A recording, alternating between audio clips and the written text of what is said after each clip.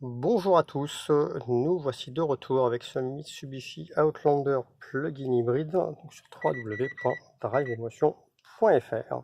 Alors, on a fait le tour extérieur, on va faire comme d'habitude le tour intérieur, voir un petit peu à quoi ça ressemble dedans. Donc on a dit un gros SUV plutôt bien habitable et puis plutôt sympa en design. Alors hop, on a le volant Mitsubishi, volant multifonction forcément, avec toutes les commandes audio ici sur le côté gauche, les commandes de téléphone ici tout ce qui est régulateur de vitesse, et puis en dessous, là avec ce bouton là, on règle la distance. De chaque côté du volant, des petites palettes, avec le plus et le moins. Alors comme on en a pris l'habitude maintenant sur les hybrides, c'est évidemment pas pour passer les vitesses, mais c'est pour sélectionner en fait, la recharge, le frein moteur. Enfin, ça, on vous expliquera ça un petit peu, mais en gros, plus on va mettre de frein moteur, entre guillemets, donc plus la voiture va ralentir toute seule quand on va lever le pied, et plus on aura de recharge qui va s'effectuer. Alors on voit ici au tableau de bord, il nous reste 2 km d'autonomie en électrique. On a pas mal abusé, faut avouer. Par contre, on a très peu touché à l'essence. Alors, à gauche, un petit, je ne sais pas comment on va appeler ça, c'est pas un contour, même si la partie droite, là, ici, hop, va nous indiquer la puissance demandée, donc quand on sera sur le moteur thermique. Ici, la partie verte, là, hop, ici, ce sera pour la puissance que l'on sollicite en électrique. Et puis, évidemment, en bas, c'est quand on recharge. Alors, il y a différents modes. Là, on a l'autonomie électrique qui nous reste, donc 2 km, l'autonomie thermique, pardon. Et puis, on a différents modes. Là, on est en mode normal, on voit très bien. Mais si on veut, on peut passer en mode save. Donc, on va faire en sorte d'aller plutôt sur l'électrique. Et puis, on peut passer en mode charge. Hop, là, tout de suite, on entend et on voit le moteur thermique qui se met en route pour privilégier la charge du moteur. Et puis, bah, si on se met en normal, elle fait sa vie, elle fait ce qu'elle veut. À droite, le compteur de vitesse, ça, rien de bien particulier. Alors on peut faire varier là, ce qu'on a sur ce petit écran au milieu, écran LCD. Donc on peut avoir voilà, les consommations, donc là 6 litres 2. On peut avoir la petite cinématique, ce qui nous dit que bah, là pour l'instant ça va du moteur thermique à la batterie. Hop, ça vient de s'arrêter, donc là il ne se passe plus rien. On peut avoir bah, le mode économique, on a toutes les feuilles, on est arrêté, on est en électrique, donc forcément on consomme rien. Ici, sur les modes 4 roues motrices, puisqu'on est vraiment sur un vrai 4 roues motrices, alors il n'y a pas de blocage de pont comme on aurait sur un Pajero par exemple, mais on est quand même sur un véhicule capable de crapahuter pas mal. Hop, ici la révision, on s'en fiche un peu, le trip master, le A, le B, et on revient là.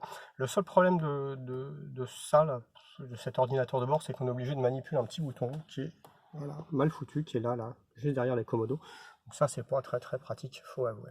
Mais il nous avait fait le même coup sur l'Eclipse Cross d'ailleurs.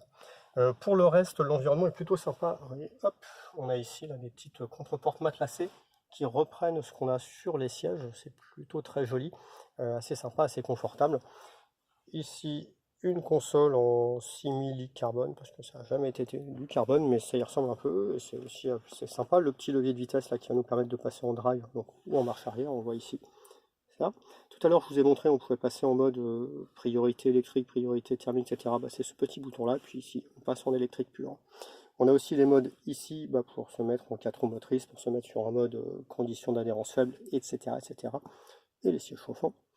Ici, là, on va retrouver le volant chauffant qu'on a sur notre voiture, et puis un petit bouton là, à droite qui nous permet d'activer ou de désactiver les prises arrière, puisqu'on a des vraies prises qu'on a dans le coffre avec 1,5 kg, ce qui est plutôt pas mal. Hop là, la petite contreporte, on retrouve donc notre matelassage, le petit simili-carbone. Voilà, c'est plutôt sympa. Ici, le système embarqué, donc avec l'écran qui n'est pas super grand, mais qui n'est pas trop petit non plus, tout va bien. Hop, on a ici la petite signature Rockford Fosgate pour la sono. Alors la sono est bien, par contre l'écran fait un peu cheap, le sticker là fait un peu cheap. Il faut dire ce qu'il y a, ça a été rajouté, à la limite, il valait peut-être mieux rien mettre. Sinon pour le reste, bah voilà, écran multifonction, on va tout retrouver, la radio numérique, la FM, l'USB si on a mis, le téléphone. Ici tous les paramètres électriques notamment, donc on va retrouver par exemple les infos du véhicule, les flux d'énergie avec la petite cinématique, les infos de consommation électrique et thermique, et puis une historique là, hop, on voit L'historique des consommations, bon, rien de révolutionnaire, mais enfin, il y a tout ce qu'il faut de ce côté-là. Bon, voilà, il y a absolument tout ce qu'on veut au niveau du paramétrage de l'auto, le GPS, la clim et compagnie. Hop, voilà pour ce Mitsubishi Outlander, je vais dire Pajero, vous voyez comme quoi. Hein. Donc non, Mitsubishi Outlander plug-in hybride, le petit tour du propriétaire à l'intérieur. L'essai à retrouver sur www.driveemotion.fr.